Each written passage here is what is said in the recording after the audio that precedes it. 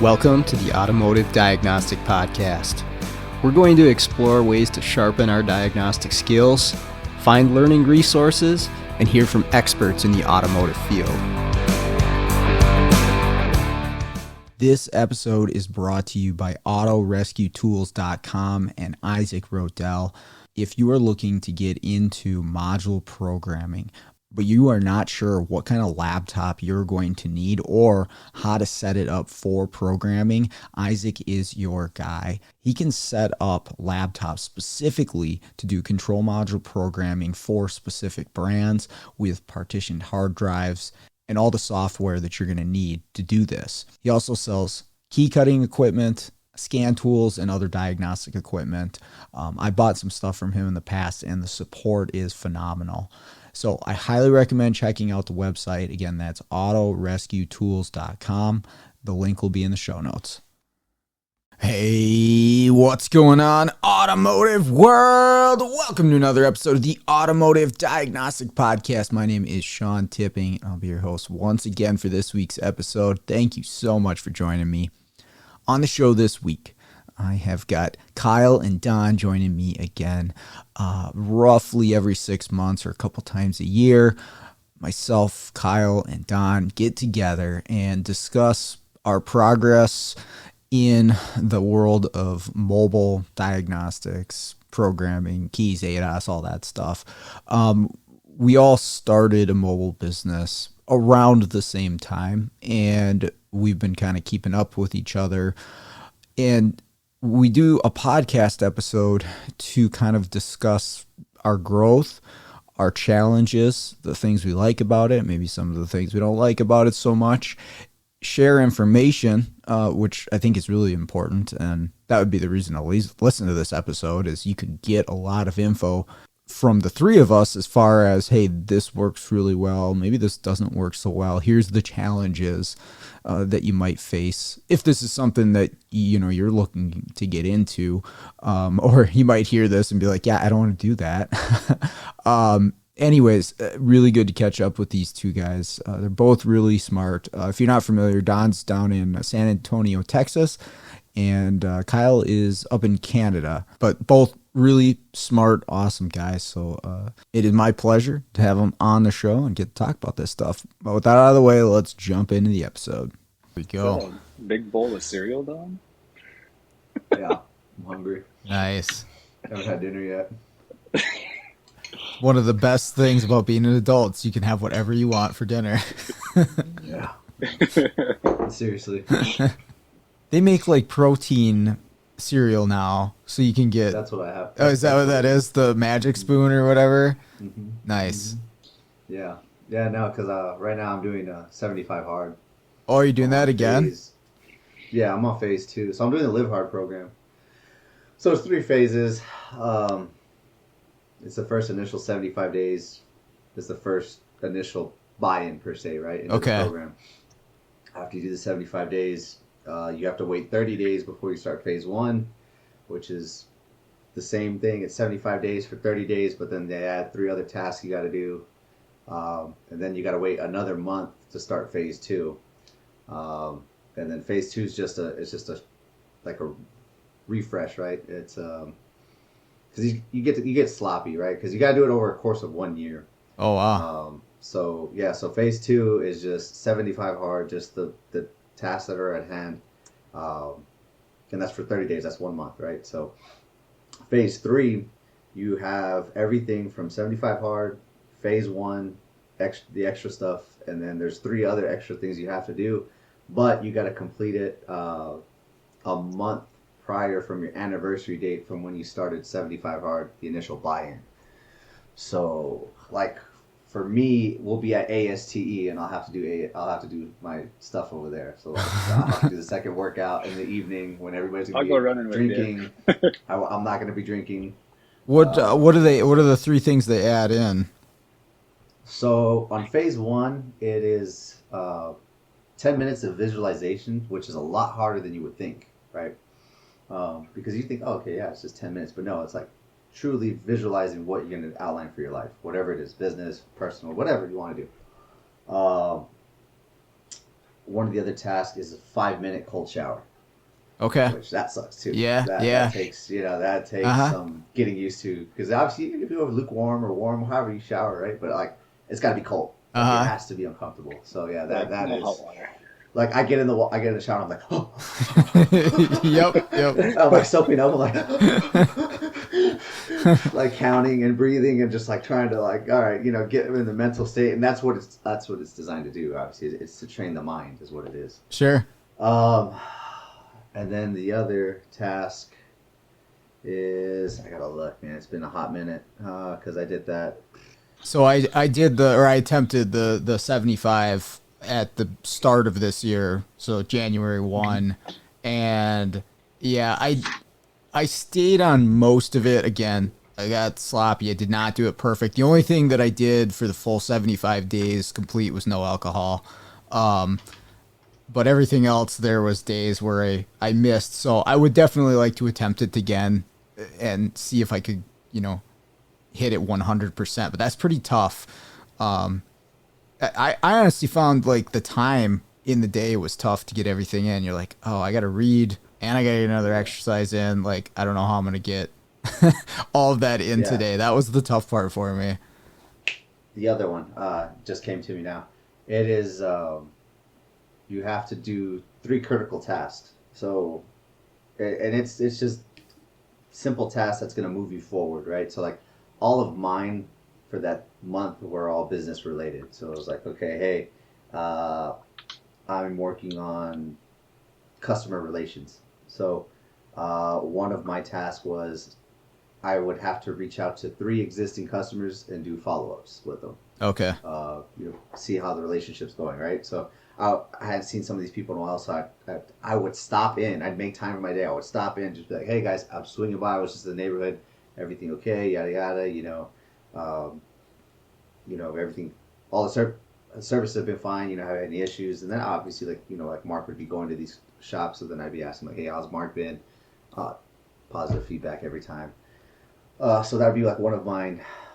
Another one was, and I got real sloppy with this. I had to do 1 chore around the house. Okay. So, because like obviously we get busy and we yeah. Like, dude, fuck this. Like I'm done. Like I'm tapped. I'm showering. I'm relaxing. Like leave me alone. So that was one. And really that was with our office, because our office got pretty bad. Okay. So it's like reorganizing, and then I built my remote wall. That was something I worked on that took a while. Yeah, dude, that's sweet. Yeah, well, it's got all the RGB lights. I worked on it for 30 days, so okay. There was intent behind it.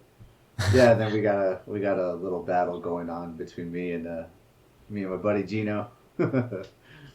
We have some bets going on, so he's big in that remote world too. He's the one that started it, man. Oh, okay. It was funny because like I got in, and then I got Kyle and Gino and Antonio. I got those guys in, like involved, and then Gino like took off with it like low key. We didn't really know, and also at the time was still when it was first in beta. There wasn't a whole lot of activity, and then at the end of last year in 23, he shares with us a picture. He's like, oh, yeah, and obviously we didn't know what he was doing in the background. He was doing it low key. No, he's just like radio silent, just he chilled. was just doing it here and there. He's like, obviously now Altel's pretty popular now, so sure. So yeah, man, we just made a bunch of guys being guys, puffing up egos with each other, calling each other out. So it's like, yeah, all right, let's run it. Yeah. Oh, it's cool when you see somebody else that's doing something cool. You're like, oh well, I could probably do that too, or I want to try to do that too. Yeah. So that's it. All these networks is just like, you see everyone else doing cool things. You're like, man, I gotta level up like tomorrow.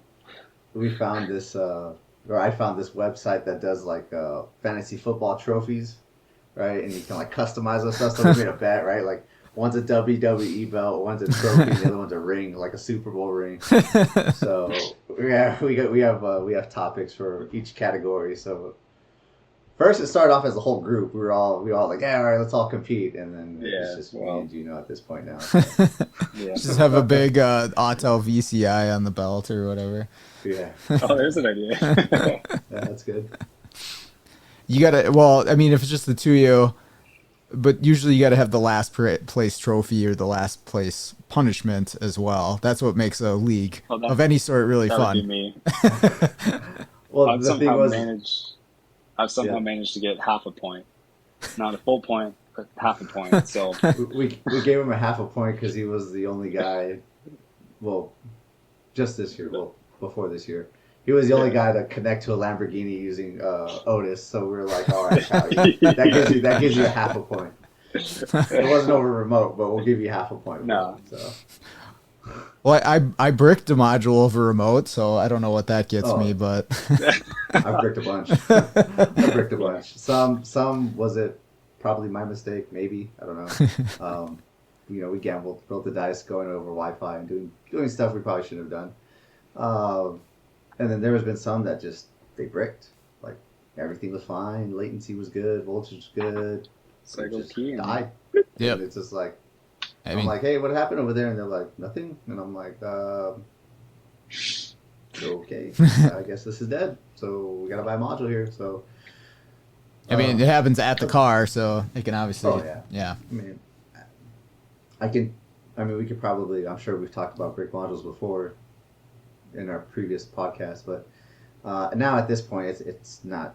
It's nothing, dude. Like it's not even. I don't stress about it anymore. There's no more worrying about it. It's just like, okay, it happened, cool, I'll source another one, let's move on, keep on, like it is what it is.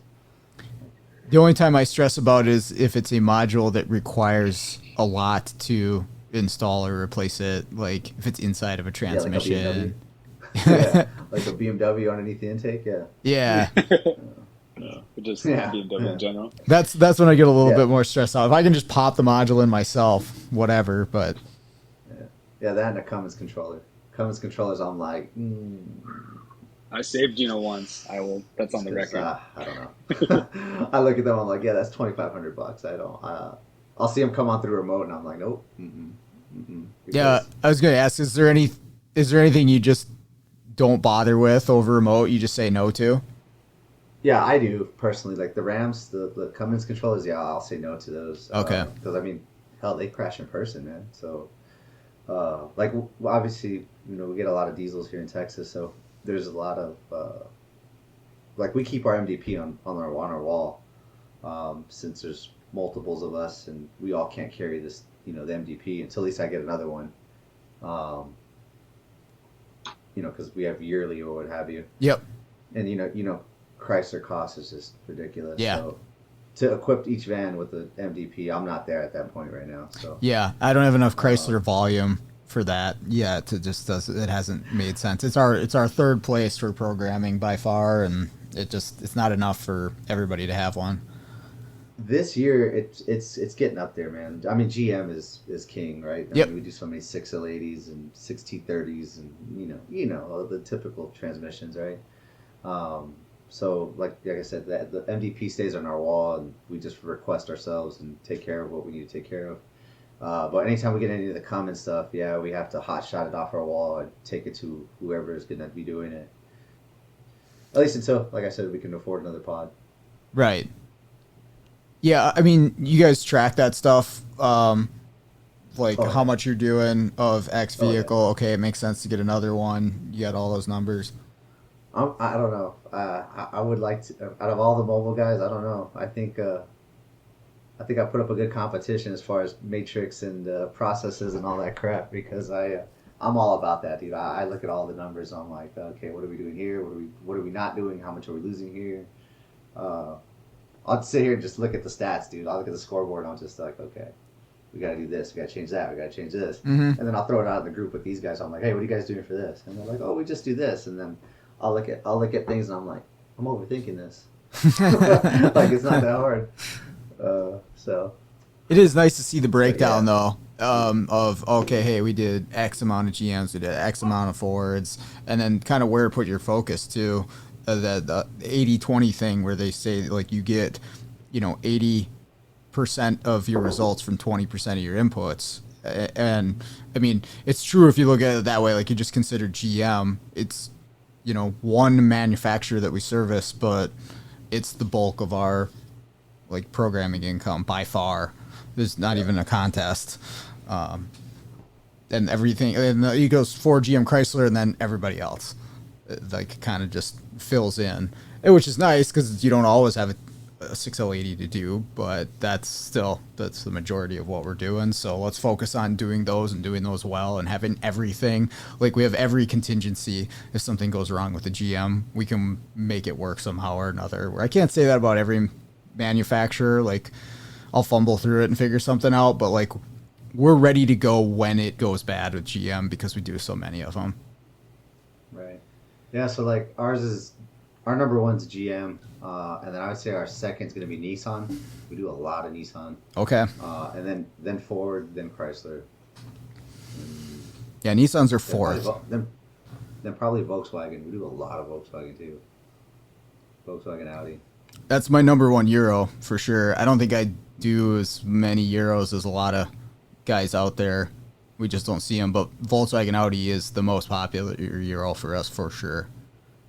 A bunch of ABS modules, a bunch of PCMs. I felt like a cool kid the other day. I got called to a 19 Porsche hybrid Panorama or something. I was like, what the hell am I doing in this thing? But it was some auction disaster that needed way more work than this shop was prepared for. And what year was this again? A 19 okay. Panorama hybrid. I'd never touched anything like that before. all those, man, all the Panoramas I've seen, they've all been spoiler gets stuck, drains get clogged in the rear hatch, so then obviously water intrusion to the rear hatch. Rear BCM gets corroded. Yeah. Battery management module gets corroded. I mean, all of it just turns into a swimming pool back there, right? So, a shop will put the rear BCM in, so you got to do the teach-in and the immobilization and all that. It's funny because, speaking of Porsche, that's been our up-and-coming Euro here lately, as probably the last quarter. It started quarter two. Okay. The beginning of quarter two. We took in a lot of Porsche, which is very surprising. And it's frustrating at the same time because J2534 PWIS is obnoxiously slow. Okay. And that's the version that you guys are using? Yeah. Okay. You have to email tech or what do you call it, Porsche support, and they get you set up with FANSIT and all that crap, and it's just to use the J slow. version? Mm-hmm. It's painfully slow. Okay. So what we do is, I use an Autel or a top-down scan to get my pre-scan, whatever, look at live data, what I need to. Okay, cool. I'm going to go in and code this module and do XYZ and get the fuck out because, dude, it is... The first time I used PWIS and I scanned the whole car, it took like a good 45 minutes. I'm like, dude, this is retarded. Yeah, this is retarded. And then I didn't know what I was doing, so I was stumbling through it. When you get a new software, you're trying to figure out, like, what are you doing and clicking, and then you're messaging somebody. Like me personally, I was messaging Mario Rojas. I was like, hey dude, I'm here doing this, I'm at the car, please answer me. Like right now.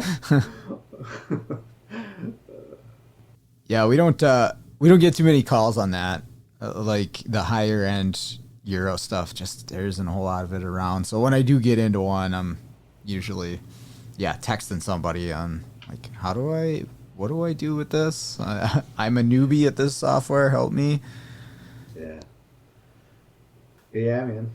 So what's going on with you? What's new? Yeah, since the last time we talked, I got a shop and another employee. I think those are the two things I've done. It's probably been about 6 months or so since we last had a meetup, and I think that's it. We're leasing the shop. It's a small space. You could probably fit 4 cars in there, and that's about it. But it's got a little office up front, and 2,500 square feet, more or less. Yeah, somewhere around there. And that's about the size of ours. The price is right, and the lease is right. It's $1,300 a month for 6-month lease, and I was like, yeah. The other nice part is like where it is in relation to our other shops that we service, it's like 15 minutes from everything. So we're centrally located if we need something, which is really nice. Wow. And so we got, Dude, that's a steal. yeah. Oh, for sure. That's why I was like, because I had looked at other places and, you know, similar price points, maybe a little higher, but they wanted like a 3-year lease. And I didn't want to lock myself into something where I outgrow it quickly, but I'm locked into this space. But a 6-month one, and the price is right. It's like, yeah, let's do it. The lady's super easy to work with, but yeah, it's been nice to have a home base. We, you know, start the week there, have a meeting. We got all of our, you know, like ADOS stuff there, so we can all go grab it. We're actually, I think we're gonna move all of our key stock there. We've been having it in the individual vans and duplicates of a lot of stuff, and I'm like, this doesn't make any sense. So we're just gonna put our key stock there. No, man, I'd highly recommend that. Okay. Dude, I took all my key stock out of because I would do the same thing. I had containers, and I was like, all right, you know, these are domestics, or these are Chrysler, this is Ford. But then same thing, man, I would just get too busy, and I would look and glance at a box. No, I don't have it. So then I would tell Jen, I'm like, hey, I need you to order these keys. So then she ordered keys, and then for whatever reason, I'd go look at that box, see an empty slot, and I'd have a bag of 10 keys. Yeah. You know, that would be in the FedEx thing, and it's like on my desk or whatever, and I just wouldn't think about it, and then I would go and order 10 more, and now I have freaking 20 Fabrics or 20, you know, Ford 4D63s. Which, I mean, those basic keys, right, you're going to use them, so it's one of those things like, okay, it's not a big deal, they're cheap anyways, but once I put everything up on the wall, we got everything set up in inventory, we put SKU numbers, so everything is on ShopMonkey now, so we get a call for keys, you know, we have a tagged item, so you can just search it in the search bar. Nice. And then it's just confirmation of like, hey, how many buttons? Okay, hey, this one has a remote start, this one doesn't have a remote start, or hey, we do have a basic transponder, so we could just bill it on the ticket and get the module programmed and whatever. You know, at least the car will start and run, and now the customer's just gonna have an extra key. Yep. So. Yeah, we've been doing a fair amount of keys. We got a couple of used car lots that have been doing a lot of work with us, and some days it's really good, and some days it's just an absolute battle to get through the 4 different FCC IDs or 8 different button configuration options they have, and that can be a struggle, but yeah, it's just part of it. Yeah, I don't think there's anything else significantly new hire. It's going well. We've got some growing, you know, to go through, which is to be expected. He's got to kind of learn the ropes and figured out the mobile thing. He was in a dealership before, so it's very different. But we're helping him out, and yeah, things are going good. What about you guys? Can you hear me yet or not? Yep. You can hear me now? All right, cool. Yeah, sorry. I don't know why I've been having so much connection issues. But yeah, since the last time we talked, a lot has changed. Recently signed a lease for a shop space. Got that last Monday, so I've just been doing general repairs, maintenance, getting it all fixed up while trying to also make it operational. Its primary use, it's just like an old warehouse with a flat floor, so I bought a true point machine. So still currently trying to actively hire to, you know, get someone trained in there. But that's it summed up pretty much. Hiring is it's proven to be difficult. Yeah. It's more about trying to find people you know without disturbing the relationships and shops and whatnot. Like trying to use something like Indeed and whatever hasn't really been all too good. There are some good candidates. It's just some don't follow up. Some, you know, we went all the way through the hiring process, and then at the last minute they said no because they got a better offer from their current employer. Mm-hmm. You know, so you were just part of the game, which is good for them, you know. But after a little while, it makes it a little tiring. Yeah, for sure. Yeah. We tried the Indeed route, and that didn't. We got responses, but nothing substantial. Nothing that was worthwhile. Exactly. Yeah. Oh, I got one that's probably will take the cake from both you guys. And obviously, you put all the, what the specs are, right? What you're looking for, Yeah. job requirements, all that, right? Okay. I got to give it to this kid. He shot his shot. Nothing. I would have shot the same shot, but literally, I opened his resume and I look, and it's the first line. He's like, Wingstop, and I'm like, all right, bro, babe, it is what it is. Work at Wingstop, no big deal. His first duty was I tossed the wings in sauce. I'm like, bro. Like, no, dude, I'm sorry, no, deny, like, decline. No, dude. You guys got to eat lunch somehow. You're gonna be calibrating safety systems over here, okay? Like, toss the wings and sauce. I'm like, partner, you can't even put like you worked at discount. Show me some kind of mechanical amplitude there. You know what I mean? Like something. Like I was just like, whatever. I was like, hey, you shot a shot. Can't blame him. Yeah, yeah. I think a lot of people just see the dollar number and they're like, I'm gonna apply. Who knows? Yeah. We got that too. People that had no background in the automotive industry applying for it. I was like, I don't know. got an Ethernet cable? Let's plug her right in. I know. Hey, your latency's pinging over there, my boy. don't try to program anything using that internet. Seriously. Also, I like where it froze on him. I know he's off. I gotta get a picture of that.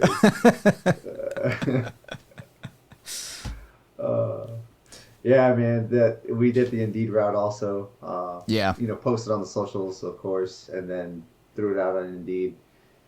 Originally, I had one guy, the very first guy, before we even posted. It was kind of one of those things. He was at one of our really good shops, and he was getting disgruntled there, and there was some inner drama there. But I didn't tell him I didn't offer him a position. I didn't want to take him from this place, right? Yeah. I just told him, I said, hey, man, when you get ready to go, come talk to me. That's all I said.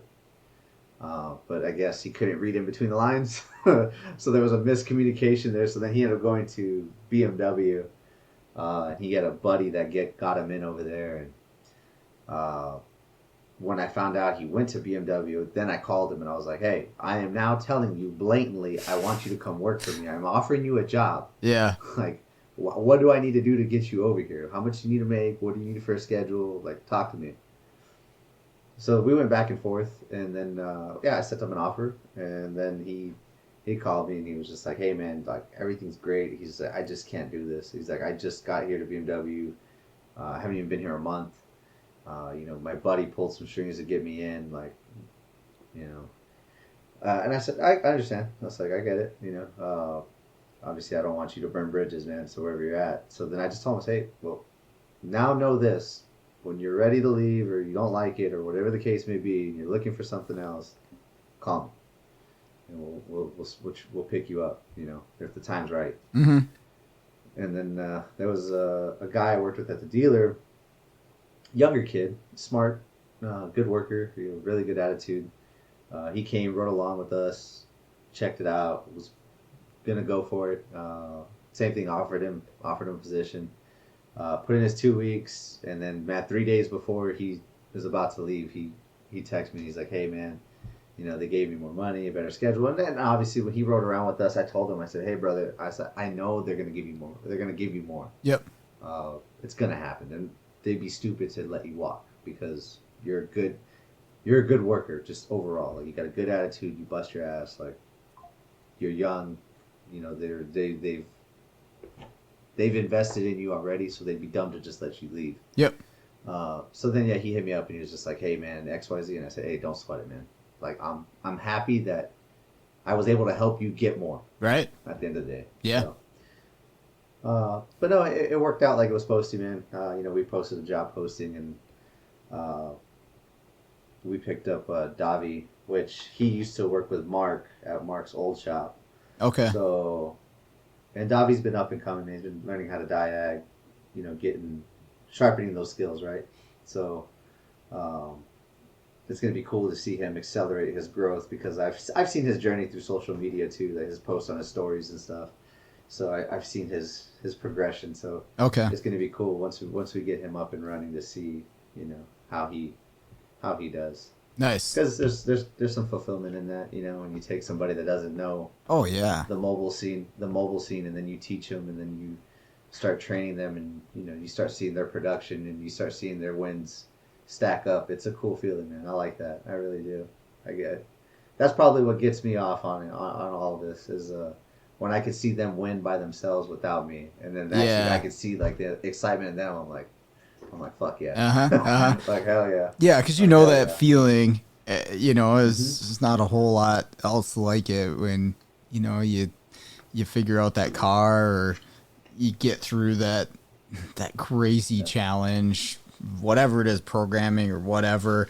It's an awesome feeling, and yeah, if they can get there and you didn't have to help them at all, that is really cool for sure. With watching the guys I work with grow too, and even Mike, who just does the phones and stuff, like he's learning this world just being a part of it, and he's like starting to see patterns and like understand stuff. Like he's not from the automotive world, but he's like really starting to get the lingo and pick up on stuff from customers, and it's cool to see that growth. Yeah. Yeah, we do a question of the day every day. Okay. And I started that with Mark when he first came on board. And my thing is confidence, right? So, speaking with other shop owners, managers, what have you, you know, and they're calling us because they're trusting us, right? Mhm. So, how do you gain trust? They have to look at you and say, like, hey, is this guy competent enough, right? Well, how do you get confidence? Is through competence. When you know something very well, naturally you're going to carry that confidence in you. So I started that with Mark, and it was a very good turnout. You know, Mark's an animal, like I was talking about earlier. That I don't need to check on him hardly. I know when he reaches out to me, I know he's exhausted everything in his arsenal Sure. and his efforts. Right, like all his resources have been exhausted. At this point, he's like, "Hey, bro, I'm tapped. Like, bail me out, please." Mm-hmm. And then usually now at this point, like when I get involved, I look at this and I'm like, holy shit. Like, nah, bro, Yeah. I'm gonna have to go get eyes on this. Like I gotta bootstrap and get down there. Yep. It's just what it is. I gotta get my gut feeling, and the the spidey senses need to be. Isn't that a keep weird going off. thing? Like I have that Yeah, too. I'm like, yeah. I got to be at the car. I'm sorry, I can't do any more over the phone.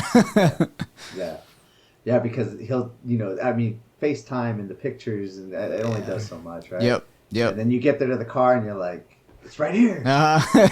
It's a junction connector right here. Yeah, yeah. Fucking yank it, and there you go. The light turns on, turns off. There we go. It's right here. It's pin fitment. Fix it. Yep. Yep. Later. Yeah, that's such a weird thing. And props to the guys who worked at Identifix for so long, because I would be wanting that like all the time. Like, I wish I was just at this car. What's up there, Kyle? Get your internet Can going? you hear me now? Or Okay? No. Yes. Yep. I can hear you. Mind the screen. I don't know what's going on here, man. That's all right. The world is ending over here, okay? I missed like 40 minutes of this conversation, so. It's a testament. So yeah, man, we do. Oh, I'm sorry. We were doing the question of the day thing. So now we just do it every day, and both guys have to answer, and then that keeps me sharp too, because I'll write a question and then I'll write it and they'll read it and they'll be like, wait, but this or that, and I'm like, oh fuck, you're right. Like I didn't write it right. So then I gotta like review what I am questioning, right? So it's one of those things. Obviously, I mean, you're an instructor, right? So like you have to know the material well if you're gonna teach somebody. And I've never instructed or taught people per se, right, in a formal manner. So it's one of those things I'm learning too, on a different skill set. What was the question today? Today, I got it right. I take pictures of them every day, so yeah. One of them was which modules are involved in a parameter reset with FDRS. And there was a list. Standby, yeah. Yes, so the first one is when performing a parameter reset on FDRS vehicle, you will have to wait for the 10-minute timer. Option A is true, B is false, right? It's just true or false. Okay. And then depending if they got that right or wrong, If they get it right, they go to the next question. The question is, FDRS vehicle is requiring a parameter reset. The potential modules need to communicate with each other for the reset to be successful. Option A is PCM and BCM. Option B is BCM and ABS. Option C is PCM and ABS. D is PCM, BCM, and ABS. So again, is it really necessary to know those things? No, right? You can always read service info. The parameter reset, it shows you if you pay attention and you watch the loading bar and it changes, what it's saying, you'll catch it. But like I said, I'm big on the confidence thing. So if you have these little nuggets of knowledge, right, that builds that competence scale. You build that confidence scale, you're going to have that confidence is going to be there. So, and the more confident you are, obviously, you'll walk around as a different person, right? Yep. So it's something because, like I tell these guys, I'm like, hey, look, bro, you're going to walk into these shops, and some of these shops you've never been there, or there's going to be some new guy that's there, and you're going to be taking over a job that they have, and they may have their ego in the way. And that's something I teach too, when they come on board. It's like, hey, bro, the ego thing, that needs to go. That's the first thing that needs to go. Leave the fucking ego over there. We all have one. I have one too. And we just have to recognize when the ego is getting big, we have to check each other because at the end of the day, we're all a team. So, and we're all about putting points on the scoreboard is what it comes down to. So, it's something that when you go to these shops and you have a guy that has an ego, you have that level of confidence. It's like, okay, hey, I'm here, dude. I know what I am doing because my competence scale is up here. My confidence is here. But hey, brother, you know what? You want to have an ego or you win, partner. You're the smarter guy. But But you hung that and that and that part, and you put this, and we programmed that, and this car don't start. But hey, guess what? Like that wire right there, like, push it off that chassis ground there. Like just pick it up a little bit, and hey, guess what? Car don't die no more. So it's just those things. It's character building. Is what it comes down to. Yeah, that's been the challenge, I guess, at least for me, trying to hire. I think I'm looking for a specific character. And the attitude and the demeanor definitely makes a difference, right? Yeah, because you can train and I can teach someone the ropes, and it's character obviously that you can't teach. Yeah, well, and the relationships that you've built, all of us started as a one-man show with shops is based off of your personality and how you handle people and situations. And so you add another person to that. It's going to be different. You make it exactly the same, but how do you kind of help instill some of the overarching guidelines like you're referring to, Don, like take the ego out of it. And, for us, I just tell my guys, like, just let them talk and let them tell you everything they want to tell you. And then you can decide what we're going to do based off what they tell you. Don't argue with them. Don't tell them they're wrong. Don't just listen, just ask questions and listen. And like, that's one of the things we try to do is like get all the info we can, and then we'll go do our thing, whatever they say. Okay. Yes. So what we did, on our onboarding process, and thank God, right? There's others that have been through this before us, right? That have gone through this and like can actually give us some wisdom. And if we're smart enough, we'll listen. One guy that I owe a lot of credit to is Kirk Kennedy, right? I don't know if you know Kirk or not, Sean. Yeah. Yeah. He's also here in Texas, right? He has a shop in Houston. Okay. And I met him in a Toyota group chat we're in, right? A bunch of ex-dealer techs, and some of them are still at the dealer, some are still dealer techs. But, Kirk would always drop nuggets of knowledge in there, right? Business knowledge. And, I'm mobile. I know what I'm doing. I have no idea how to run business. I still don't really know how, right? I just have a better idea now. Program everything with a I just have a better idea now. So, luckily, he shared a lot of his internal processes and documents and stuff with me. So going over some of his stuff, and you can look him up on Google. He's got 5 stars. He runs a legit operation over there in Houston. So no sense in reinventing the wheel. The man clearly has the results. So it's like one of those things. I looked at all his stuff and I said, okay. So I started taking some of his stuff and tweaking it and obviously I asked him, he shared, and you know, he kind of mentored me here and there with some things. So yeah, that was one of our first things in our onboarding process was the expectation. So the welcome letter is like, hey, you're a walking business card for us, and you're dealing with most people's second largest investment of their life. So your image, what you say, what you do is a reflection of us. And then what I tell these guys, our guys, and it may be wrong, and I kind of hope that somebody will reach out to me and be like, hey, bro, you are wrong. But I do say this. I'm very blunt and honest with everyone in our organization. As I tell people flat out, I'm like, hey, bro, look, how you hold yourself and how you conduct yourself and represent us is going to determine whether they pick up that phone and call us again. And I said, if they don't call you or they don't call us and we can't fill that schedule, guess what, partner? I can't pay you. It's that simple. It's a simple concept. Now, whether that's right or wrong, I don't know. Because, again, I've never ran business before. So Mark is very bought into that. Like, he understands that because, you know, he's the provider for his family.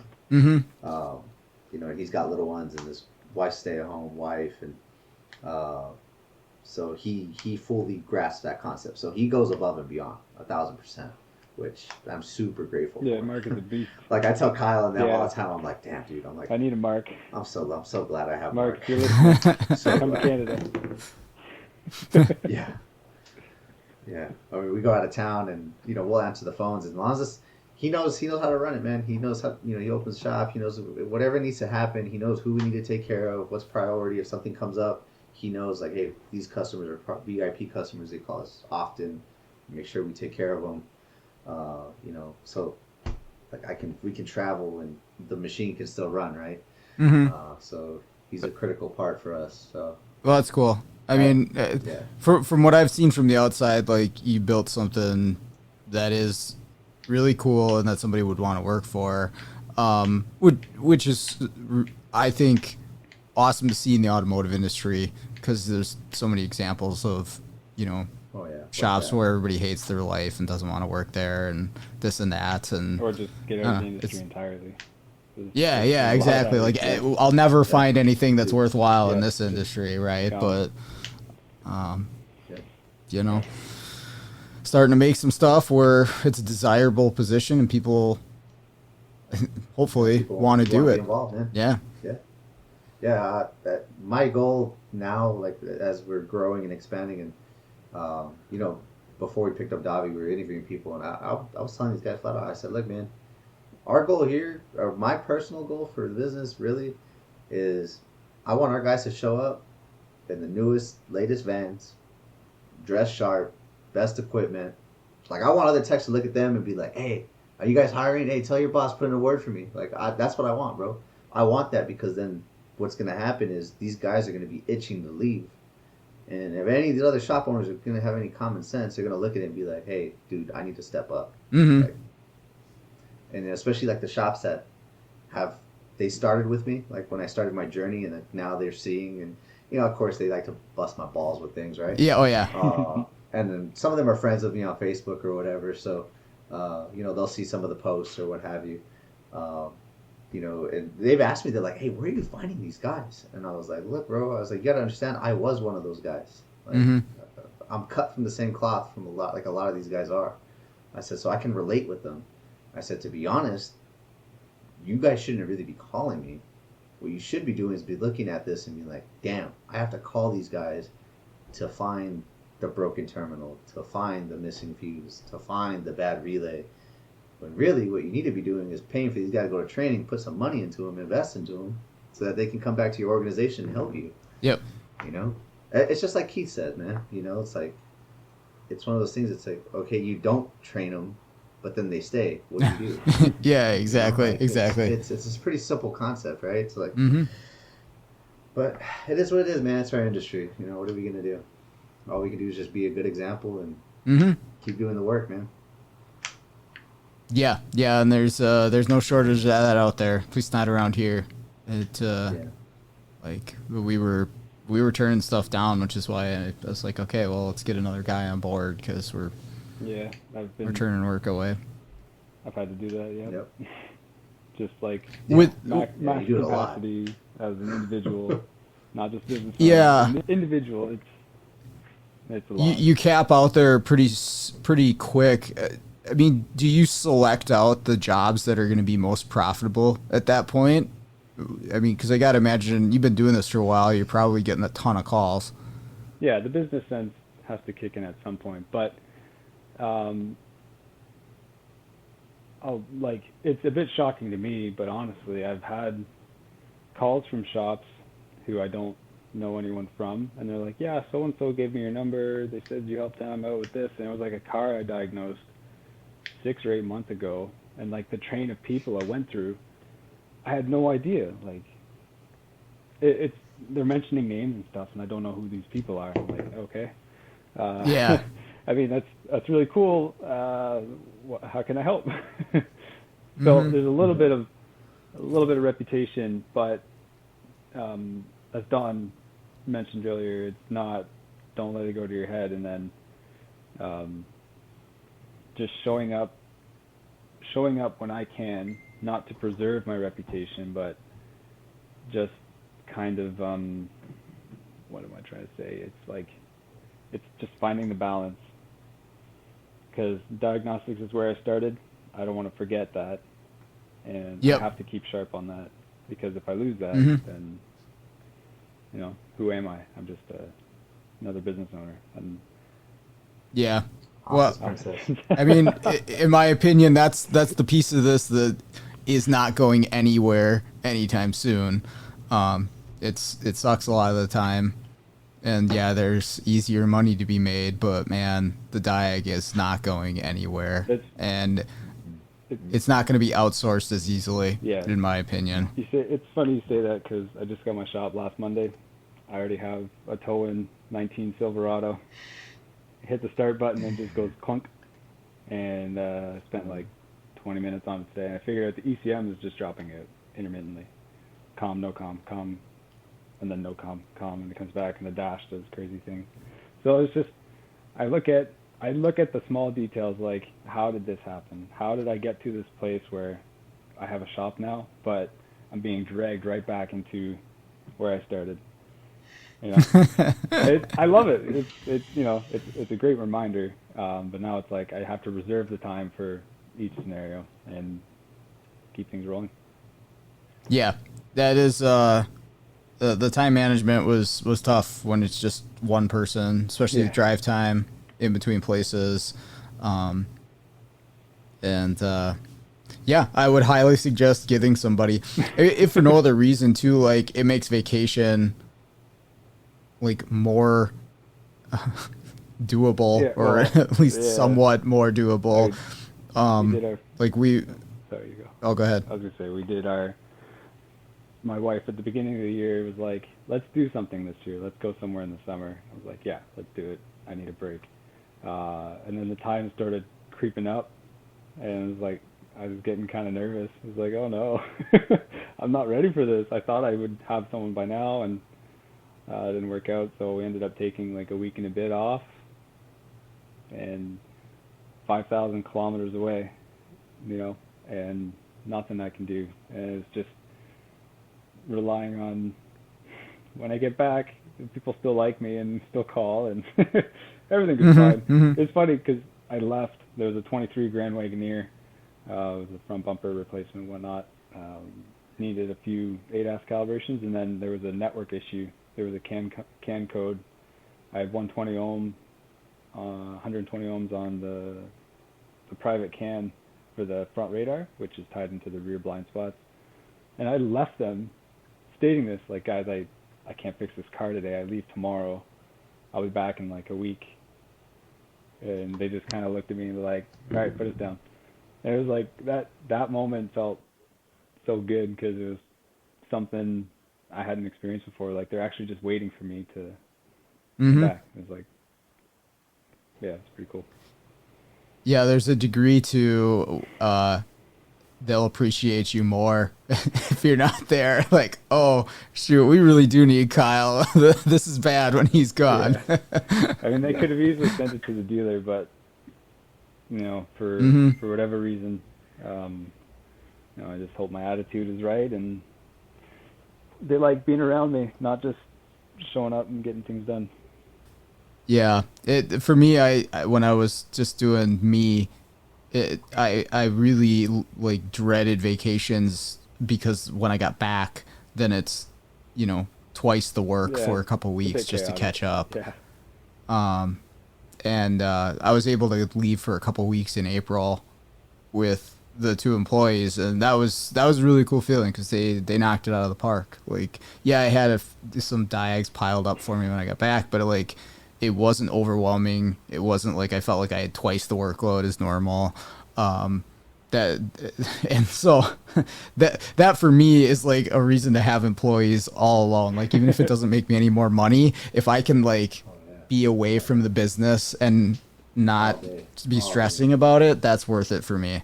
What I'm most excited for, I think, is I'm looking to build like the best team that I can. Okay. Starting at the root, like who you are as a person. You can show up for yourself every day, and we can go out there, make mistakes, do some good work, come back, and still a good team. And like we'll learn and we'll grow together. And that it's been tricky because I don't have as many colleagues who are in the industry anymore who I grew up in the trade with. They're all out of it, change career paths and whatnot. So it's kind of like trying to find like a younger brother kind of vibe, but it's difficult. Mm-hmm.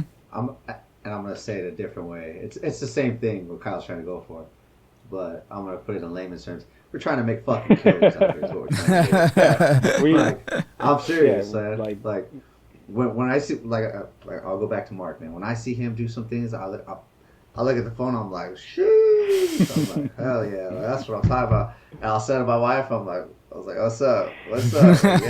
Yeah, that's right.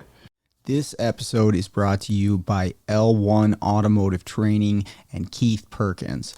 If you're looking for education on module programming, J2534, EEPROM work, key and immobilizer, electrical diagnostics, or drivability diagnostics, Keith has a website, l1training.com, that's got over 60 hours of training videos on all those subjects and more. When I first started out doing mobile, I utilized Keith's videos on module programming in J2534 in order to get my head wrapped around what I would need for the tooling, the computers, the software setups, what kind of obstacles I would be up against when I'm out there programming modules on cars. And it was a huge benefit to me. And I continue to use the training videos that he has on his website. So I strongly recommend checking out l1training.com. The link is in the show notes.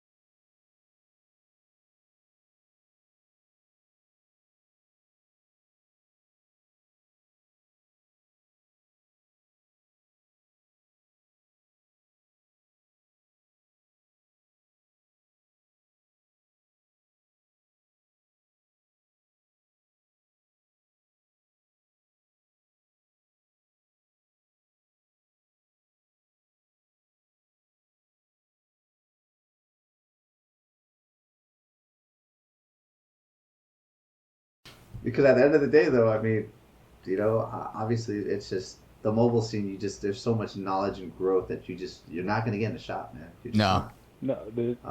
I mean, you might be the one-off shop like Julio, for example, right? In Omega. They do some cool wizard crap over there, right?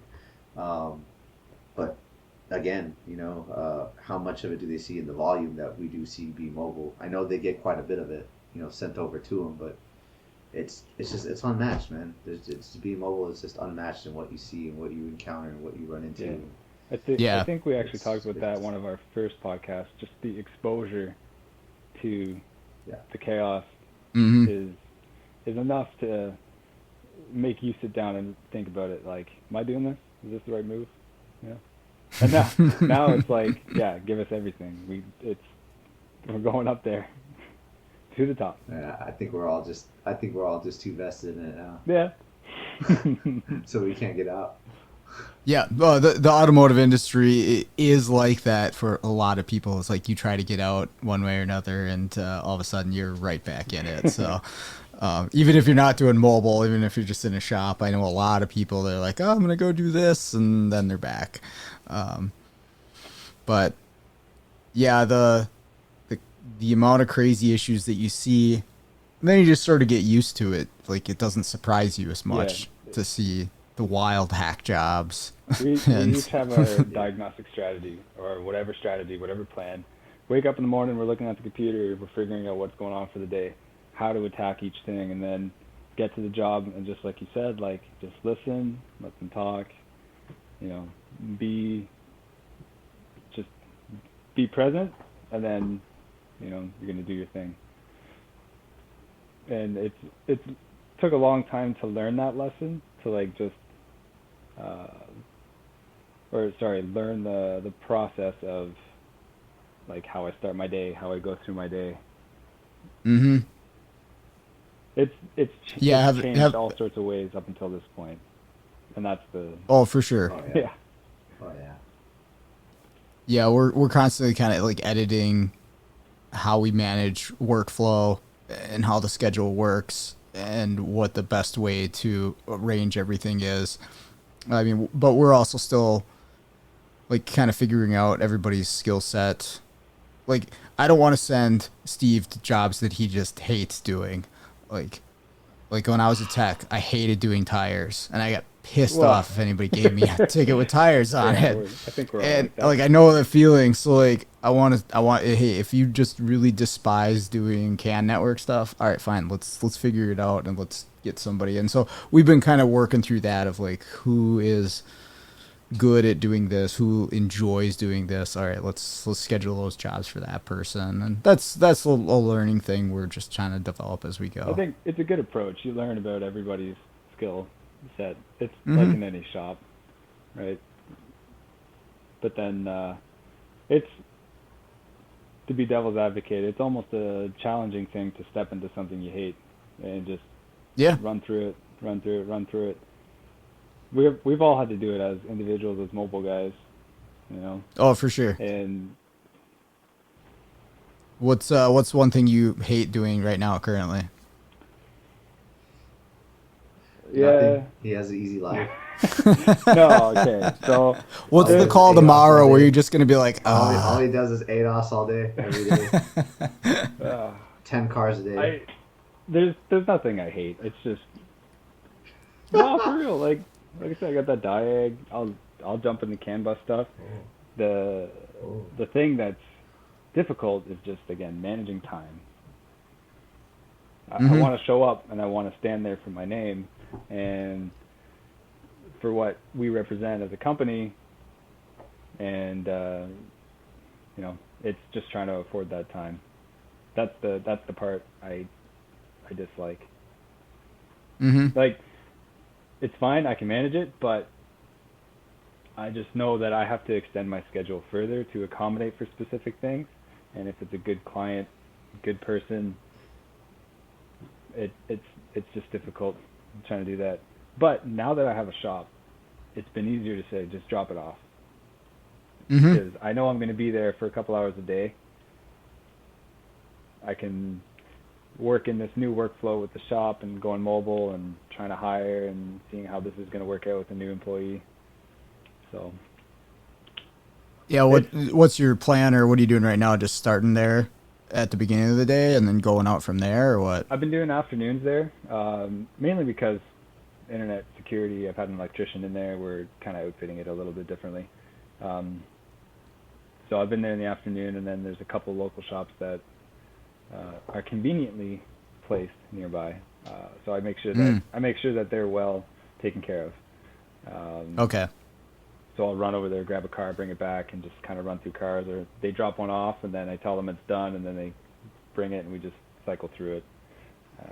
Got it. Yeah, it's been good. It's been a good change. It's kind of like that rush you get when you were starting to get busy, when you got mobile. Yeah, so it's kind of like a new. It's something new and exciting. So. What do you hate, Don? Man, right now, I'll say the current thing right now is Porsche, right? And it's because, like I mentioned earlier, just because how slow it's dramatically slow. Yeah. Dramatically slow. And it's just because it's getting hot. So yeah. Sitting there baking. They put a PCM in this Porsche or this rear electronics box, and of course they push it outside, and I'm like, I'm just like, dude, by the time I get you guys to pull this thing inside, we push it in, then I get the maintainer, I'm just like, oh god. And then my mind just goes like, dude, just, you're a parking lot warrior, bro, just do it. So then there I am, I'm doing it, and then I'm like, then I realize, like, this is Porsche. So all I do now is, like, I connect the battery, maintain it, all that stuff, fire up the laptop, I go hop in the van, I just remote into it, I'm like, uploading documents. Yeah, and then, like, literally while it's doing its thing and creating documents forever, that's one screen it goes to. Like, when it wants to think, it goes to the next page, it says creating documents, and the loading bar is like, but then wait, you lose connection to the VM server. So yeah, and the virtual machine turns off. So that's doing its thing, right? And that's on one window, and then so of course I'll get a return remote client that will hit me up. So then I'm like, yeah, send an order through. So then there I am remoting into one of the computers at the home base, trying to take care of this guy, and then I forget about the Porsche. Like, hey, I'm doing a Porsche because I'm doing this parking lot. I'm over here like vested into this Audi or whatever, and I'm like, dude, it still won't go to gear? No. And I'm like, God damn. I'm disconnecting in advanced mode, trying to do different things. Hey, I'm telling them, hey, try a different network, or do you have an Ethernet cord? No, I don't. I'm like, they're fighting it's self-torture is what it is. Because I could easily just say, no, man, I'm not available right now. But I mean, or Gino will message you like, hey, where you at? So, and you'll be like, not today, man. yeah. Gino messaged me and want to battle. Have some. He'll be feeling spicy. Want to come at me, and I'm like, bro, not right now. It's 2:30. I haven't ate lunch. I'm dicking with this car in the parking lot. It's hot. Like, everybody's been bugging me. Prices, this insurance adjuster calling. I'm just like, dude, not now. Not now. We're gonna ruin a friendship. Not right now. Not right now. But you, what's yours? Intermittents. Ooh. Yeah, plain and simple. It's the bane of my existence because the shops want them solved. I don't have the time, and it's that simple. That's definitely fair. And like, I mean, you can dealt with those. You can get through some creatively. Hey, can I duplicate it and say this does it the same way that you're experiencing it? Well, let's replace this. But most of the time, it's a guess, and I think it's just it's unavoidable. Like, you just gonna get it if you do diag. Because, like, I had a shop today. They're like, this thing was stalling every time until you got here, and then you ran it for an hour and a half, and it fucking runs perfect. I'm like, son of a bitch. Yeah, see, and that's the thing, right? Like, obviously we have to bill for our time. Yep. So it's one of those things. It's like, then you're tied to it. That's the problem. See, and that's where I get like there, because I'm more now. My mind has shifted from more. I bill for my time. Now I bill for the result. Like, I'm going that direction. Truthfully. And you mean, like, is it right, wrong? I don't know. I don't know if it's right or wrong. Like, if you spend an hour. Like, so we're doing the intermittent thing, and it's like I get into it, and like, okay, we will try. We'll give it the attempt. Like, we'll give it an hour and a half. We'll give it the 2 hours. But then it goes back to what you're saying. It's like, now I'm in it, right? Yep. And it's one of those things like, I don't want to be involved in this. Like, I shouldn't have taken this on, right? So, and it's hard, man, because obviously some of the people that request these are some of your good customers, right? Exactly. So, and I tell them flat out, I'm just like, look, brother, and then they understand, they totally get it, and they'll try to sell the time or whatever, but I don't like billing and not providing a value, man. That's the thing. Me personally, I don't feel right. I don't feel right, like, taking money, and it's like, dude, I didn't even give you nothing that I felt of value. Like, okay, it was my time. Yes, that's the one commodity that we will not get back. But at the same time, too, man, that falls on my shoulders because I said yes to this. Mm-hmm. So it's one of those things that's like, I just said, you know what, bro, it's cool, man. Don't worry about it. I'm sorry I couldn't help you, brother. Hopefully I can call you. Hopefully I can help you on the next one. Yep. And I just take it, man. I take the L and I just move on, dude, because I've had some general public cars that they've brought. Ford. I'm dealing with the customers directly, and I've told them flat out, I'm like, hey, look, it could take us 2 weeks, or it can take us 2-3 months before we even look at your car. Now, and they're at this point they're agreeing to it. They're like, okay, so like literally, man, I had an F-250 still there V10. No, he took it because I couldn't give enough direction to justify. Hey, dude, I need you to give me 2-3 more hours of diag. Mm-hmm. What the problem with this V10 was, it was going into a D rate. It's a gasser. It was going into D rate, and it was going into force throttle or force idle. Okay. That was I couldn't find the cause of. I mean, we looked at all the inputs that would set this code. We did the code set criteria. I told him flat out. I said, "Hey, man, I think it's a module. All the inputs are there. Your 5-volt ref stays. Your powers and grounds are there. Like, of course, super intermittent, man. Like, I got it to act up a couple times. Mark drove it. Got it to act up a couple times." And then, of course, we'd hook up the scope. We'd get the pico out. We would do our strategy planning, and then we'd hook up all the leads and do the whole jazz, the whole nine. And then we'd go test drive this thing 45 minutes, run like a top, right? No, it would never fail. Mm-hmm. And then it'd be like, all right, bro, well, we got to go. Like, we got to continue with the day. So it's like, all right, go. Take the pico back off, put it all away, put it up, park the car back, get the rig ready for the mobile route, and then now we're on the road, right? So, I got rid of that guy. I just said, hey, man, look, I think it's a module. I don't know. I said, truthfully, man, I'm not even going to charge you, bro. I was like, I don't feel right taking your car or taking your money. I had your truck for, 2 months almost, or almost 3 months, actually. It was like 2 and some change. And I just said, look, a PCM, a used one, I found a couple online. One, actually, we got to follow up with that one. I think we got a refund for it. We ended up getting one, and we programmed it, put it in, but then it had a freaking vent valve circuit code.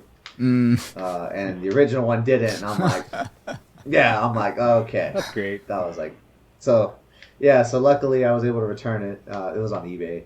Okay. I had a 30-day return, so I returned it, got my money back. I was like, all right, cool. So then I found another guy online on some website. We paid for it. We waited 2 weeks. They couldn't send me one. They said they had a defect with the one they had. They can't source us another one. And then after that, a brand new one shows available on RepairLink, but this thing's a 2011, so you already know it's obsolete. Dealer's not carrying it. So I told the dude, I said, hey, look, I found some on eBay, but they want like $2,200, $2,500. It's an expensive guess. Like, I'm not going to tell you to do that. Yep. Like, I'm sorry, I just can't help you. So, and then now we have a 2500 Ram, and this guy, he has videos of it acting up with the cluster dropping out and doing weird stuff, and just like a network problem, right? Mm-hmm. The symptoms of a network problem: dome lights going off, chimes going off, all kinds of weird crap.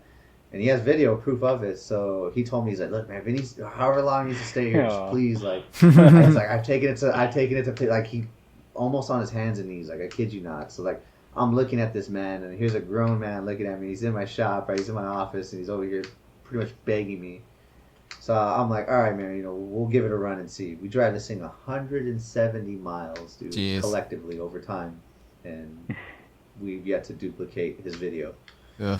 So he's like, the overhead lights don't work either. So we did verify that, and we had diagnosed it, and it's going to need a cluster because the cluster powers the overhead lights. Okay.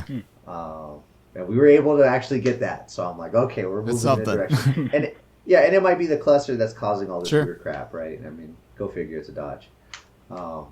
So now we're trying to find a cluster, and then we gotta get the approval for the sale or whatever. But yeah, man, it's funny you say the intermittent things because I've had Mark give runs at these cars, and I can tell like intermittence is probably his thing that he don't like either. Yeah. Like the attitude's like, hey, what's going on? Good morning, and I'm like, hey, good morning, and I'm like, hey, this morning's a little slow. I need you to do this. And he'll look at me, and I could just see the look in his face just go from like, to like, right? You know, he doesn't complain, but I could tell like he's hating life. So then he'll come back, he's like, everything's fine. I'm just looking at him, and I'm just like, all right, bro, just give me the keys. Go on your route, bro. Go on your route. It's okay.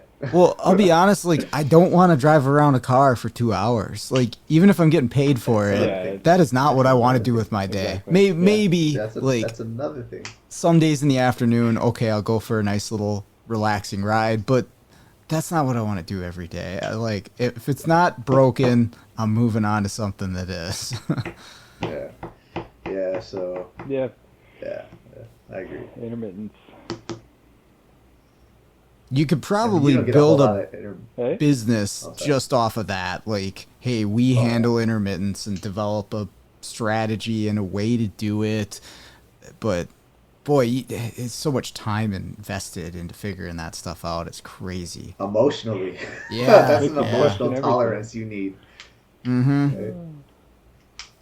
I mean, Kyle doesn't get a whole lot of intermittence Oh, my now. I mean, gosh. you don't get an intermittent radar calibration or camera calibration. No, but do you get weird ones where like,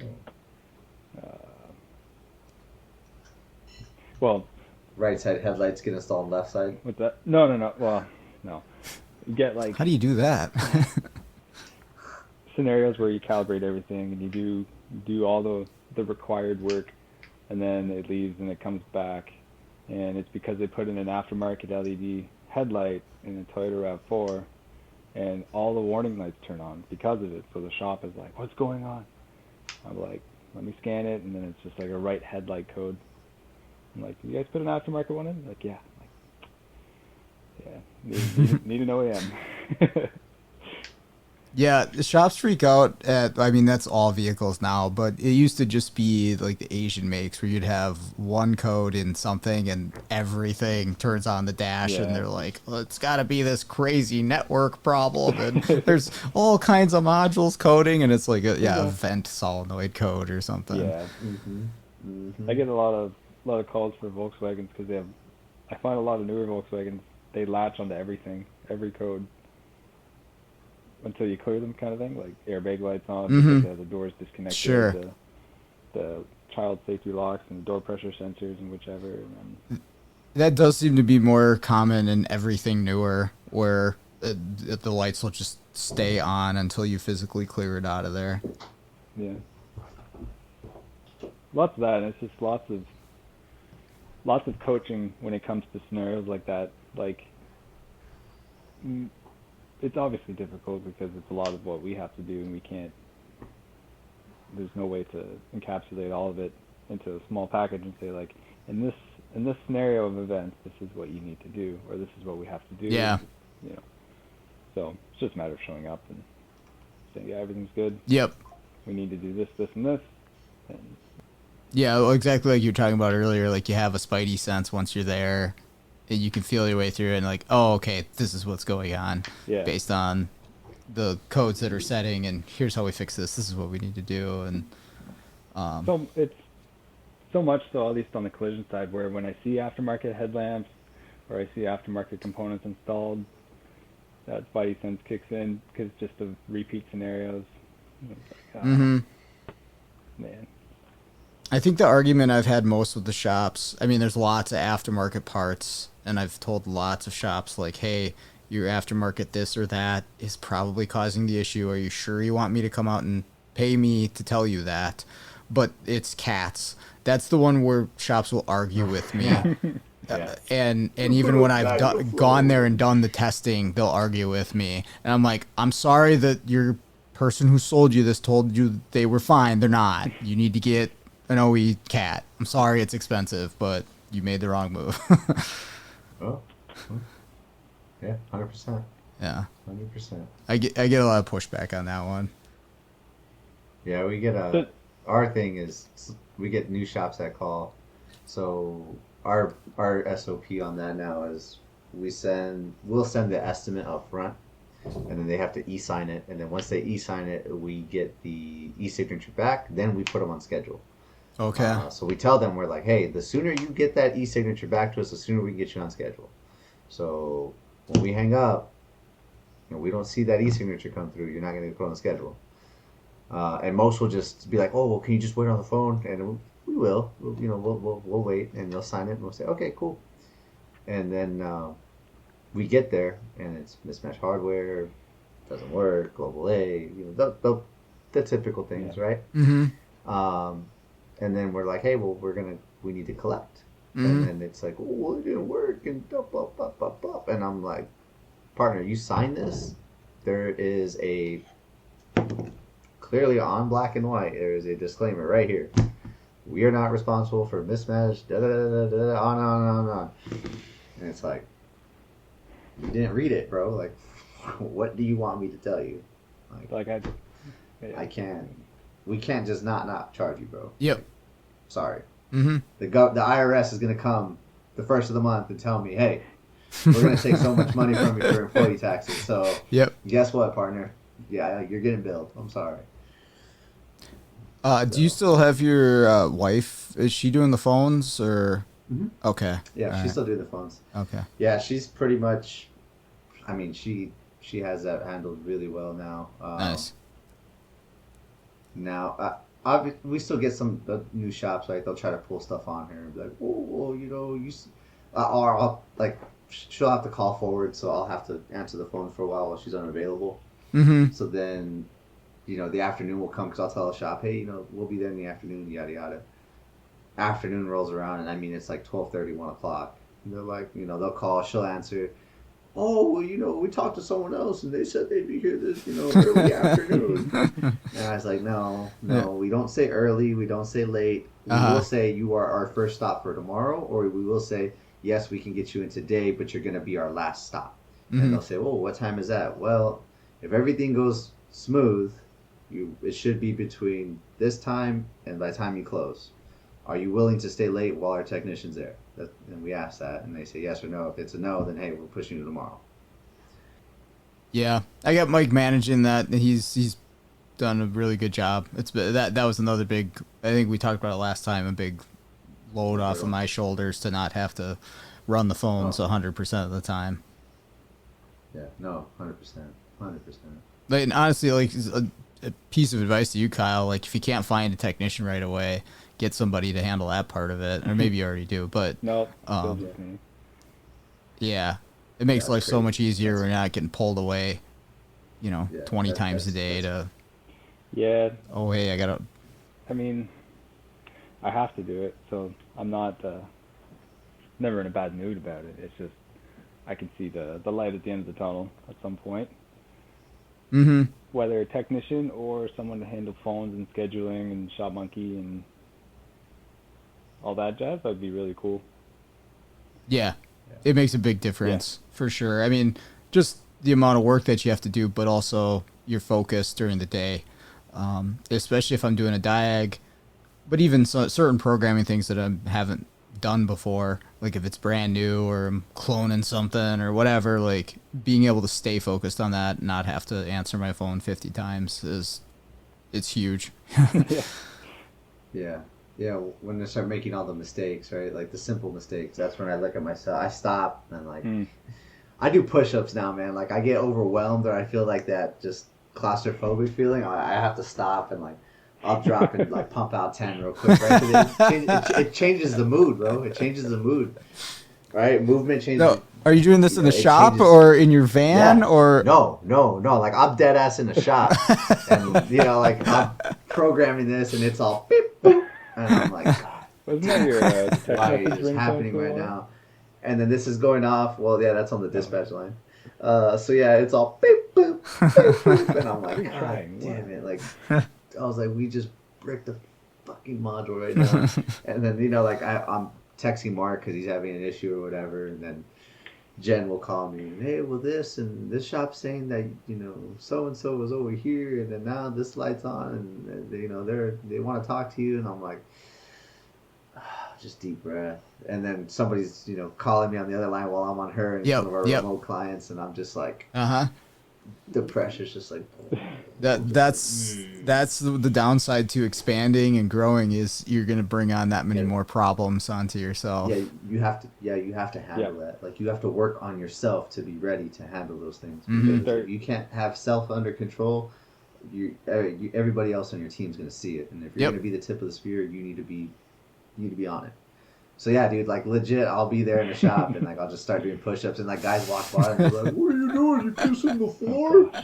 And I'm just like, dude, I don't even say anything. I'll just look at them and I'm just like, and I'll come up and I'm just like, okay, and then I'll tell Jen, I'm like, all right, let's bring them on. Let me talk to them. Hey man, what's going on? Put the fires out. I'm gonna try that. That's awesome. Yeah, no, you'll be surprised, dude. You'll be surprised. When you get that feeling, just I shit you not, just drop and just start doing a few. Even if you do like 5, because your mind is obviously racing with all this stuff, and you're feeling the pressure, and then you get the blood pumping, man. It just does something to you. That movement just does something to you. So. Oh, for sure. You look a little weird, and you're gonna get people gonna talk shit to you, but. It's gonna happen anyways. Yeah. So. I'd say, to go back to like answering phones and whatnot, I'd say a huge part of the ease of it was ShopMonkey and the work request form, messaging. But so like me as an individual, the owner and operator, that's helped, and a lot of shops have caught on to that. So a lot of it is just all in ShopMonkey.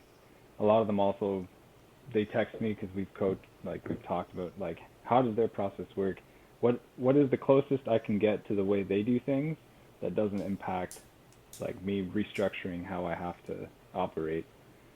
And for each shop or each chain of shops, I guess, everything's a little different, but everything sort of flows and vibes after a month or two of trial and error, and me kind of implementing something that they took liking to it, and then they say, oh, we don't like doing this, don't like doing that. Or some message me at the beginning of the week saying like, all right, here's our projection for the week. And just... Yeah, he's booking out like a week in advance now. I don't know if you know that. Nice. He's wild. Yeah, they'll call him on Tuesday, and he's like, I'm booking into Thursday, and I'm booking into Wednesday of next week. And I'm like, I'll listen to him, and I'm like, wow. I'm like, oh, dude. I would say that, bro. They'd be calling other people, man. It's that simple. Like, they'd be like, oh, okay, cool, thanks. Yeah, I mean, it's crossed my mind. Like, oh, man. When I, like, I'm about to say, like, I'm booking on Friday, and they're like, cool, put us down. I'm like, oh.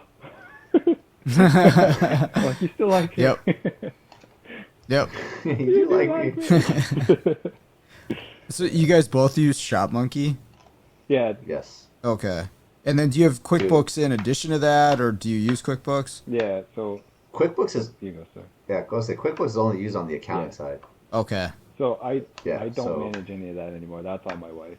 She does everything, accounting behind the scenes, deals with bookkeepers, the business advisor, all of that stuff. So I'm like... Okay. Yeah. Like that's a huge load off once that's taken care of. 100%. Yeah. 100%. Yeah. Bookkeeper, CPA, like... All that is like, go, take it. Like, tell me, hey, man, you need to spend more money, or hey, you need to save some money because you're paying some taxes. Okay, that's all I want to know. I can do that right now. Let's go. Mm-hmm. Yeah, I have a lady that does the payroll, and I'm so happy because I look at like all the calculations and everything. I'm like, this would take me a whole day just to do that. So thank you. Here's your money. Oh yeah, gladly pay CPA and accountant for the wizardry they do. For somebody, so we just use QuickBooks. Like, we do invoicing through there. That's our system. Is it worth, or what would be the reason to add on, ShopMonkey or go that direction? You want to go first, Tom? Internal notes. Internal notes. Okay. Especially you, because you have multiple people, right? So, obviously, you guys taking the call, and then Steve, I imagine, obviously questions them. Mm-hmm. New or used module, yada yada. Give you the details. I can tell you right now, like with Jen, and men love talking to women, right? So, they will talk to Jen and be like, oh, she'll ask the question, say what you need, da da da da. Okay. And then they'll just start yapping and, oh, well, we did this, and then we bought this part from Napa, and then this one came from Advance, and it didn't work, and then because they just want to talk to her, right? Because they're female. Yep. So she's just like, and she's just like, everything's in internal notes, like, put on AC Delco kit, removed, put on Advance, removed. Now they have dealer unit, and it's like all these things. So like, all that's in the internal notes. So then when we get it, we see it. We're like, we can look at this stuff in the morning, and it's like, okay, I need to have at least a minimum an hour and a half, maybe even 2 hours to go to this place because this is a potential shit show. Mm-hmm. So it helps with the efficiency. Or I'll see the schedule, and I oversee everything. So I'll go and I'll look at Mark's stuff, and now we have Davi, so I'll go and look at their stuff, and I'll be, I'll see some stuff in there that I know these guys haven't seen. So I'll be like, hey, when you get there, call me because you're gonna have da. And I try not to get too, because I don't want them to be like, I don't want that in their head while they're going throughout the day, because Mark's that kind of a person too. He's a digger, right? Like, he will do everything in his power before he calls me. Mm-hmm. So, but there's some things like I just know that, you're gonna get burned, and I just the only way is if you get burned. Yep. And obviously, I want to stop that before he goes and gets burned, and we waste a bunch of time. Like, brother, I've been there, I've done it. Like, yeah, just trust me. Just do this, and we're gonna be okay. Yep. So that's huge, man. The internal notes, and then I do like I said, the e-signature. So we send the estimate, they sign it, send it back. I have my disclaimers in there, like, vehicle not ready, all those things. Vehicle not ready, no battery, all that kind of crap's in there. Those are the two biggest things that I love about it, is those things. And then we have inspection guides for stuff. So like a module programming, we have pictures of all four corners of the vehicle, pictures of the cluster before we start, starting mileage, VIN plate. I request 2 if applicable. So give me one on the windshield, give me the one on the door jamb, B-pillar. Okay. Because we do see a lot of Chryslers, and then we're doing security stuff. So, I mean, how Challengers and Chargers are, and we've caught a couple, where the VIN was different, or we scan it. The VIN and the PCM is different. Like this last one we had was a Challenger. We made a ticket on it, and then I ended up telling the shop, "Hey, bro, we can't look at this car. The VIN is coming back as stolen." Mm-hmm. And it was a total loss. It was under a total loss. It wasn't under theft. Okay. So, but this was a 3.6. When you type in the VIN that was on the windshield, you put that into Repair Link, and it's a base model Challenger. It's got Hellcat seats. It's got 5.7. It's got throttle position codes, and I'm just like, Mark found all that and he sends it to me, and I was just like, nah, man, we're not. Yeah. We're not getting involved. No touchy. And with Shop Monkey too, you can see Carfax history. Oh, really? And when you service it, it puts, like it'll put ST Mobile as, the servicer. Okay. So like we've had people call us, like the general public, I guess they'll buy a car or whatever, they run a Carfax on it. They'll call us and be like, hey, you guys worked on this vehicle for an airbag, because they'll just say like whatever airbag safety restraints, repair or maintenance or whatever it says on there. They're calling to inquire. They're like, hey, we're gonna buy this car. What did you guys all do to it? And we're like, we're kind of like, how do you know that? But then we remember like, oh shit, that's right, because Shop Monkey links it on there. So okay. Yeah, and when they go to some of these vehicles, they'll go to the dealer, and then, hey, guess what? Spot on Automotive Diagnostics worked on it. So it's just like, yeah. Nice. Yeah, well, we're a bigger entity too. Okay. We may not be, but we're gonna get there. On the same court. So. Yeah. So you can do the invoicing through that too. Is there payment methods? I mean, this might be getting into the weeds. I'm just curious. Everything's through the platform. Yeah. Okay. So okay. Everything's linked with QuickBooks on the back end. Oh. So when the invoice get paid, QuickBooks shows it updated, paid, whatever. Gotcha. They help you and our accountants and bookkeepers keep all. They they manage all that, man. So like if there's any kind of like weird issues, I don't even know. Like they just between my wife and them, they handle all that. Cool. Yeah. Yeah. Just to add. Internal notes. Yeah. Man. Internal notes are great, but to add, I didn't research many other platforms. I just kind of went from what's Don using, what's this other guy using. Everyone kind of then landed on ShopMonkey, so I gave it a shot. And it's just the integration of everything from scheduling, the workflow tab, the dashboard, so I can see numbers, I can see the workflow, adding labels, everything is clearly organized. CAN services, it's super quick just to make an invoice, make an estimate, send it. They can message you back via email because they're already on a computer doing something, rather than them picking up the phone and saying like, oh, well, what about this and that? They can send your message out, and away you go, kind of thing. So it's okay. I don't know if you could. I don't know if you could see that. Oh, is this 2.0? So, yeah, this is 2.0. I haven't switched yet. So do you do your schedule through there too? Yeah, so here's our schedule, right? So. Okay. So we're using Google colors, Calendars right now, which actually works really well, but. Yeah, we used to use that too. My thing was this: when I knew I was going to hire, I wanted to go to one platform. I didn't want us to be jumping from, hey, let's go to this and that. I wanted to minimize it. I want to make everything as easy as possible because I already knew, like, hey, I'm going to take on somebody that doesn't know mobile, and I got to, that whole obstacle. Yep. So the less obstacles, the better is what I was trying to go for, right? So, like, now we have Davi on board. So, like, he's green, Mark is blue, I'm black. Gotcha. But, like, specifically what Davi's going to be doing is going to be our collision side. So what we're doing is our top 3 body shops, he's going to float. He's not going to be scheduled anything, really, unless we get called specifically for ADOS. Okay. So we're going to these body shops, and we are looking at all the cars on their lots, what's in their bays, and we're like, hey, this needs this needs that, da-da-da. And we're building estimates and sending them. So, like, you can see here, right? So, like, we have, like, this one, 2073, it's pending insurance approval. Estimate's been set. We have the required calibrations on there. And, like, let's just go in here. Well, this isn't a good example. Let me find Josh real quick. It's like Josh, right? It's like this Corolla. We can come to summary, and we want to go to internal notes, right? Okay. So internal notes right here. You'll see RO. That is the body shop's RO number. Oh, okay. So, like, when we're there at the body shop and we want to figure out, hey, what's the status of this vehicle? Instead of us trying to give them the VIN or, hey, it's a 21 Corolla, well, it's like, hey, dude, we got 4. Like, all right, cool. Well, here's your RO number. Then they can pull it up on CCC. They can pull it up on CCC and they can say, oh, yeah, that one's in paint. It should be out tomorrow.